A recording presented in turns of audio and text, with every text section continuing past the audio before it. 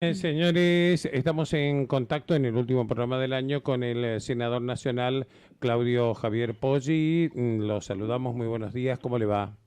Hola Nino, buen día al equipo, buen día a la audiencia, ¿cómo te va? Bien, muy bien. En este escenario, senador, y teniendo en cuenta la encuesta que estamos haciendo, si bien usted no entra dentro del rango etario de más de 60 años, como están las cosas hoy, con lo que ha visto, leído ayer, con lo que está viendo y leyendo hoy, ¿se pondría la vacuna contra el coronavirus? ¿Sí o no? Sí, sí, sí, por supuesto. ¿Sí? Por supuesto, si eso sirve para transmitir tranquilidad, bajar la ansiedad ¿La rusa? Pero la y- rusa, No, no, la vacuna que se apruebe y que llegue. Hay una ley, Nino, aprobamos una ley en el Senado que la vacuna tiene que llegar, tiene que tener un mes de chequeo en el ANMAT, que es nuestro ujú, instituto de control, y a partir de ello está a disposición. No sé si la rusa u otra, yo creo que porque hay un barullo en el tema, que hay un sí, barullo en el tema, unas idas y venidas que intranquilizan, digamos, ¿no? Pero creo que hay que bajar un poquito los decibeles a la vacuna y seguir cuidándonos como no desatender el cuidado eso sí. individual, ¿no? Que ha sido siempre ha sido la fortaleza de nuestra ciudadanía.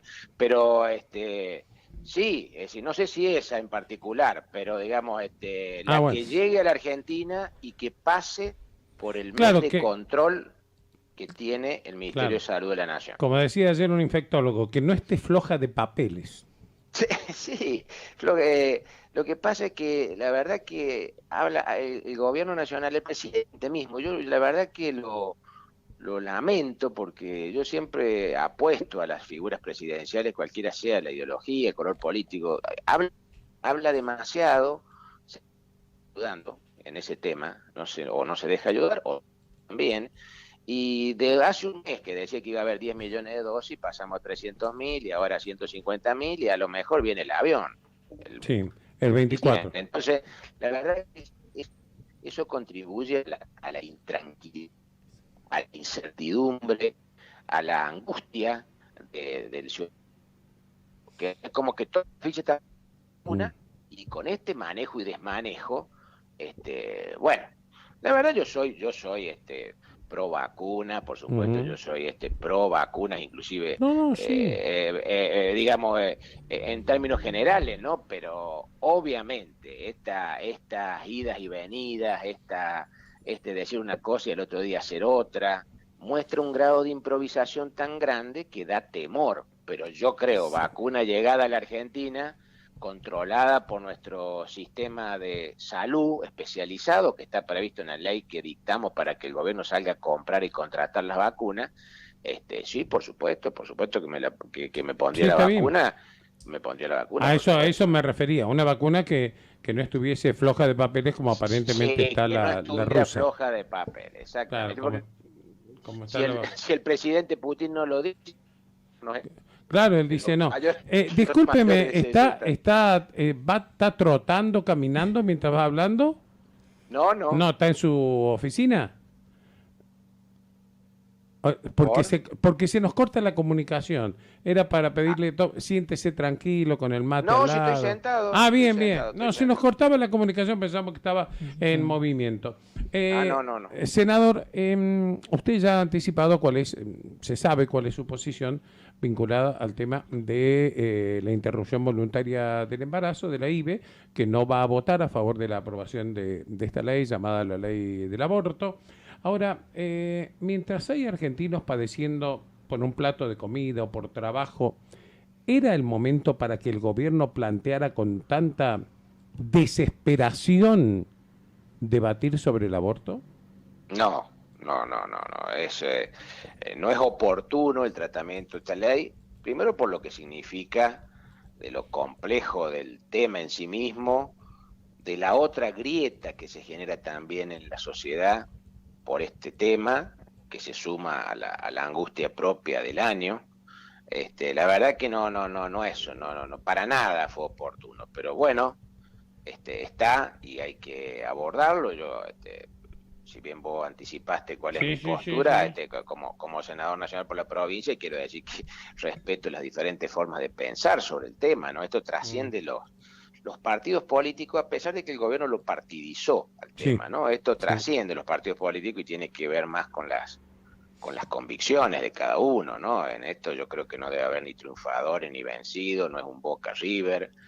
En este marco yo voy a votar al igual que lo hice en el 2018, ¿no? Yo votaré por la necesidad imperiosa de defender las dos vidas, ¿no? El derecho más importante para Mm. mí, ¿no? Es a la vida.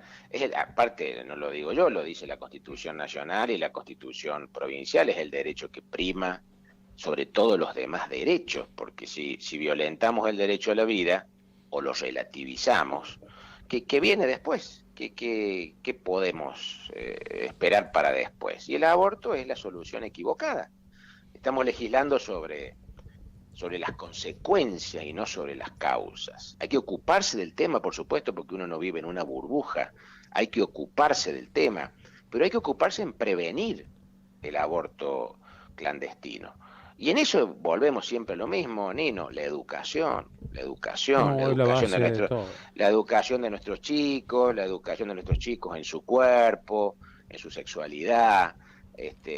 Volvemos a la educación como la base de las políticas, además de, por supuesto, políticas sociales de acompañamiento del Estado a la mamá embarazada vulnerable, e inclusive, y esto tiene que ver con un proyecto de ley que presenté hace pocos días, que también lo presenté en el 2018, en desburocratizar los regímenes de adopción en términos generales, y en particular el proyecto que presenté es la adopción de las personas por nacer, ¿no es cierto? Es decir, que es una de las salidas que tenemos también, me Sí, parece, es sí, una de las salidas para salvar todas las sí. vidas, porque vos pensás que a lo mejor un embarazo en donde la mamá y el papá, porque en esta ley que estamos abordando ahora, el papá no existe, no figura, digamos. En el proyecto de ley que yo he presentado del tema de la adopción de la persona por nacer, la mamá y el papá que deciden, bueno, que no van a poder criar su hijo, por la razón que sea, Nino. Y ya desde el embarazo pueden ponerlo en condición de adoptabilidad judicial.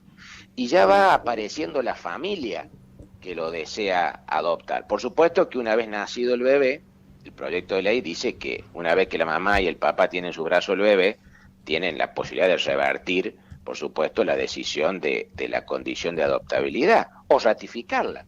Pero si la ratifican, si la revierten, obviamente es porque quieren criar a su niño. Si la ratifican, a los 15 o 20 días, ese bebé tiene una familia que a lo mejor biológicamente no pudo tener un bebé. Entonces, fíjate vos que un esquema de un régimen de adopción de la persona por nacer, cuida la vida de la mamá, cuida la vida del bebé y se forma una familia, Claro, digamos, ¿no? fomenta la formación de una familia, de una nueva familia. A lo que voy, que hay que encontrar Mm, soluciones superadoras al aborto para salvar todas las vidas, ¿no? Que es el derecho que prima sobre todos los demás. Lo que pasa es que la diferencia que hay este año respecto del 2018 es que hay una presión muy fuerte del gobierno nacional, ¿no? Del presidente, sí, de la vicepresidenta, se claro, comprometieron a debatir este tema ahora ya. y a sacarlo, no Sí. más que a debatirlo. Hace 2 años el presidente Macri lo tiró al tema y el compromiso fue ponerlo a discusión, sin tomar posición respecto, ¿no? Cuando el poder no toma postura, bueno, el debate es más tranquilo. Acá cuando el poder que está concentrado en el gobierno nacional, toma postura y milita y gestiona ante los gobernadores para que le digan a sus senadores y presiona por el tema de los fondos o de una obra, te la hago o no te la hago, ya es otro, ¿viste? Es otra cancha en donde se debate el tema, pero la verdad que el Senado, por suerte, es la Cámara Federal por excelencia. Ahí los 3 senadores de San Luis valemos lo mismo que los 3 senadores de la provincia de Buenos Aires, por más diferencia poblacional que exista, o de la ciudad de Buenos Aires, o de Córdoba, que son los centros urbanos más grandes, o Rosario. Y bueno, en principio todavía no se ha convocado a la sesión, ¿no? En principio se habla de que el 29 de diciembre Sí. sería la sesión, ¿no? Sería. Pero las sesiones se convocan 48, 72 horas antes. Pero bueno, ahí estaremos con la convicción personal de que hay que defender imperiosamente las dos vidas, ¿no?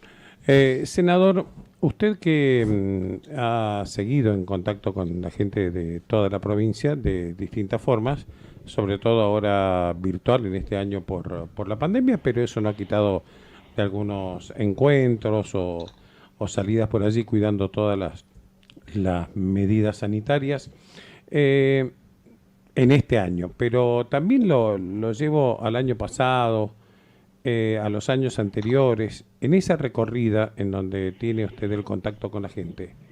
¿Hay más desocupación y más hambre en San Luis? Sí, sí, por supuesto.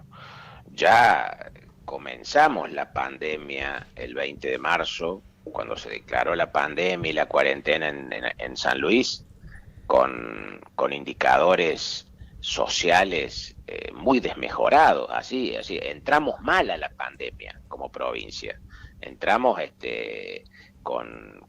siendo una provincia que en los últimos 4 años había sido una de las que más había expulsado puestos de trabajo del sector privado, había perdido puestos de trabajo del sector privado más que cualquier otra provincia argentina.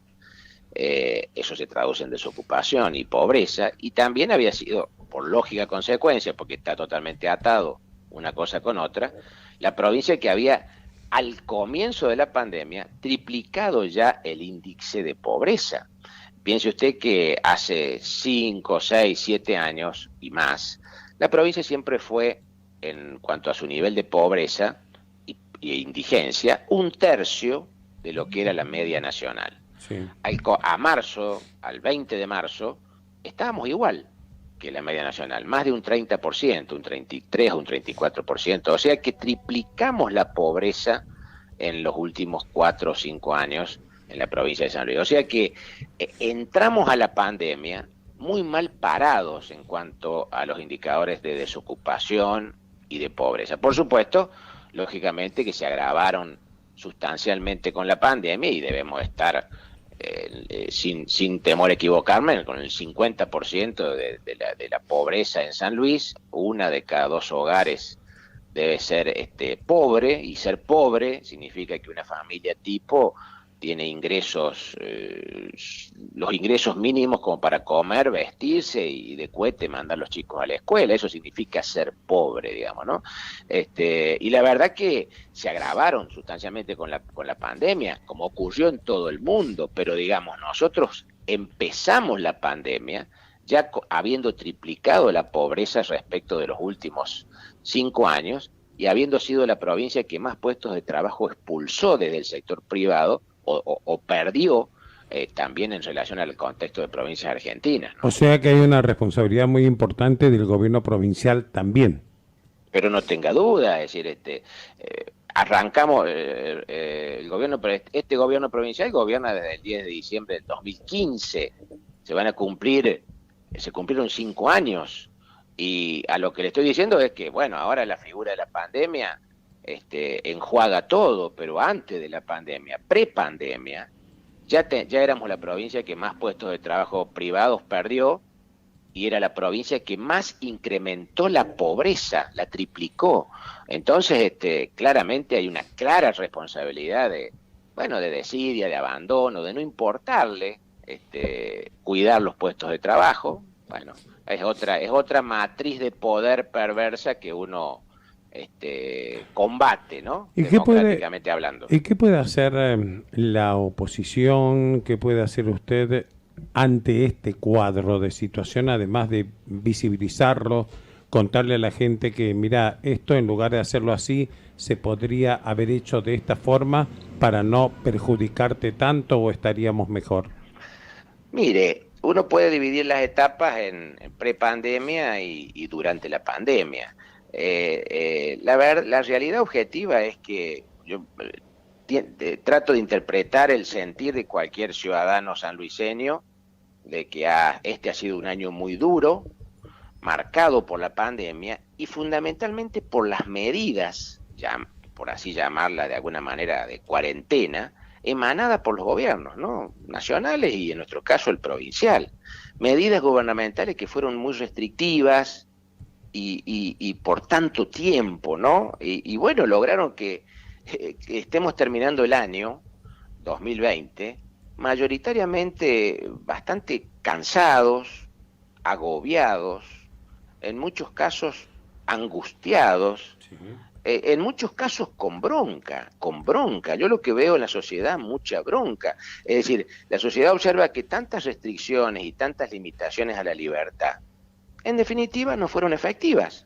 No se pudo contener el COVID desde lo sanitario, el daño a la economía fue enorme, y ni que hablar el sufrimiento de la familia, que no pudieron estar juntos, en muchos casos se perdió un ser querido y no se pudo estar al lado para darle el último adiós, todos hechos muy tristes, y encima no se avisora que esto cambie.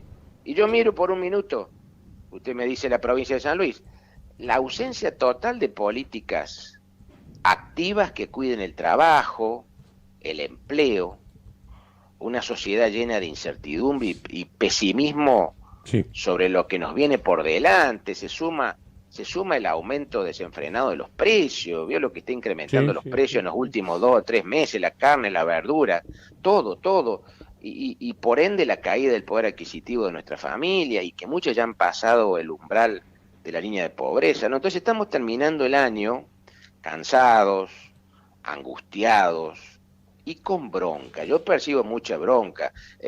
Bronca, además, por las razones que le mencioné, se suma, al menos en nuestra provincia, una falta total de empatía de las esferas de gobierno, del mismo gobernador que irradia para mal en su gabinete, respecto de lo que les están pasando muy mal. La bronca de no saber, por ejemplo, en mis charlas con los sectores productivos, con los sectores del trabajo, de la vida privada y de la vida pública también. La bronca de no saber con quién hablar por un problema. Claro, a mí me parece que una cosa muy, pero muy grave para todos los ciudadanos, todos, debe ser que no te escuchen. Claro, Nino. Es una de las... usted cuando escucha a un ciudadano con problemas, le solucionó el 50% del problema. Más allá de que le diga sí o no, más allá de que le diga sí o no. Es ponerse en el lugar del problema. Eso es empatizar con el ciudadano. Entonces, la bronca de no saber, por ejemplo, con quién hablar por un problema, qué sé yo, de un minero, de la actividad minera, o de la actividad turística, o del comerciante, o del productor agropecuario, o el industrial, ni hablar de la educación, ¿no? Una desidia total, y la verdad que lo único que va a sacar adelante. Es decir, un equipo de gobierno que no está a la altura de la circunstancia que nos toca vivir, ¿no? Y un sector privado que se va achicando, el emprendedor se frustró, el pequeño mediano prestador de servicio está con bajas ventas, casi nulas, el turismo, la gastronomía, la hotelería abandonado. Yo escuchaba ayer por una radio de Córdoba, que se escucha en todo el país, se lanzaba la campaña turística de Carlos Paz, que tiene el mismo COVID que nosotros, porque San Luis no es otro país, es el mismo país que Carlos Paz, y se lanzó en forma digital, en forma virtual, sea. Y la temporada turística de San Luis, que no vamos a decir nada. Se lanzó el 15. Pero, sí, no se enteró nadie, pero se lanzó el 15. Digamos, hay que lanzarlo oficialmente. Eso el turismo tiene mucho que ver con el marketing, con que nos elijan como destino, con que vengan a gastar acá en San Luis. Y la verdad que eso es menor actividad privada y son menos impuestos que en definitiva recauda el Estado. Y eso en definitiva también, y este es un mensaje para el sector público, porque esto no es una grieta sector público y sector privado, no, si el sector privado paga cada vez menos impuestos porque cada vez se va achicando, se termina precarizando el sector público, los empleos públicos, nuestros docentes, nuestros policías, nuestros enfermeros de los hospitales, el del mismo plan de inclusión social, porque no existiera ya quien pague los impuestos del sector privado si día a día van desapareciendo, ¿no? Entonces veo que senador, hay bronca. Sí. Senador, buen día, Diego Masi lo saluda. Hola, Diego. Lo estaba escuchando haciendo un poco el diagnóstico de cómo se ingresó a la pandemia y el balance de cómo se fue gestionando. Usted en declaraciones en diversas ocasiones dijo que el gobierno provincial o Rodríguez había fracasado en el manejo de la pandemia. ¿Por qué piensa eso? Y porque su única medida fue aislarnos. Y la verdad que él pensaba que había que poner poniendo un cartelito en el límite de Desaguadero o de Justo Arac, virus, prohibido su ingreso. No iba a entrar. Pero eso es, San Luis no es otro país, San Luis es la Argentina, forma parte del mundo, y el virus estaba circulando. Y más temprano que tarde iba a entrar a San Luis. Entonces, esa obrita diaria de teatro, berreta, que hacía todos los días el gobernador dialogando y así preguntas y respuestas con sus funcionarios, que parecía que nos subestimaba la inteligencia, respecto de que le estamos ganando al virus, se estaba malvinizando, era como, me hacía acordar lo digo con muchísimo respeto por los veteranos de Malvinas, que venga el princesito, que venga el principito, que venga. Era como Parecía los reportes de Gómez Fuente, digamos. Parecía eso, y eso es subestimar la inteligencia del ciudadano sanluiseño, y la verdad que fracasó porque el virus entró, por supuesto que iba a entrar, por supuesto que iba a circular, y se abandonó todo lo demás. Se abandonó todo lo demás que tiene que ver con la vida económica de la provincia. Hoy por hoy no hay nadie que esté pensando en cómo ayudar a que la actividad económica no se siga cayendo. Nadie.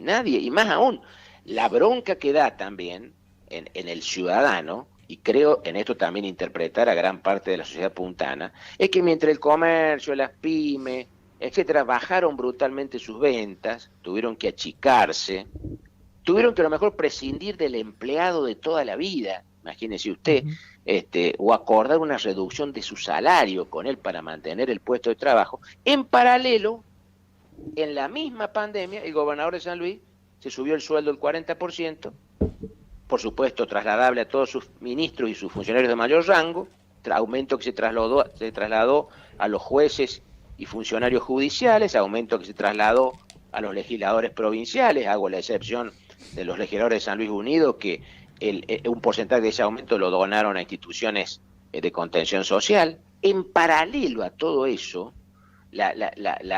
digamos, el alejamiento y la falta de empatía se tradujo también en eso.